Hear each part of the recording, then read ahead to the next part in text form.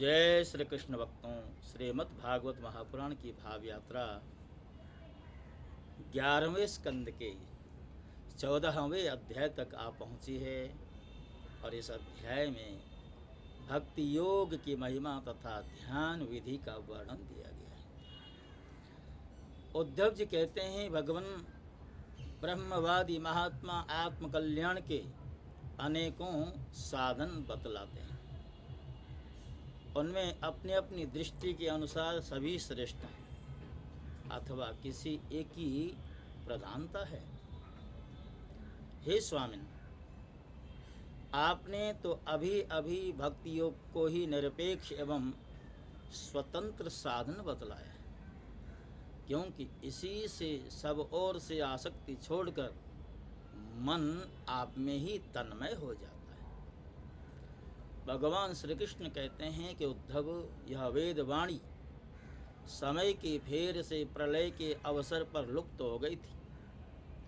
फिर जब सृष्टि का समय आया तब मैंने अपने संकल्प से ही इसे ब्रह्मा को उपदेश किया। इसमें मेरे भागवत धर्म का ही वर्णन है।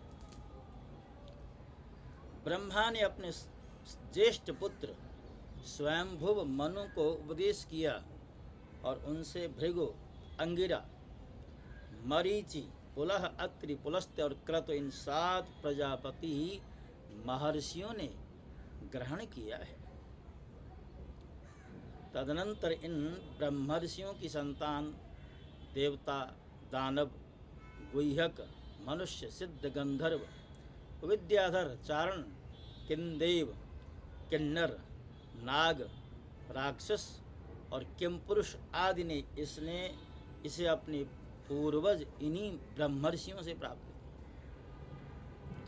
सभी जातियों और व्यक्तियों के स्वभाव, उनकी वासनाएं सत्व, रज और तमोगुण के कारण भिन्न भिन्न हैं। इसलिए उनमें और उनकी बुद्धि वृत्तियों में भी अनेकों भेद हैं। इसलिए वे सभी अपनी अपनी प्रकृति के अनुसार उसे वेद वाणी का भिन्न भिन्न अर्थ ग्रहण करते हैं।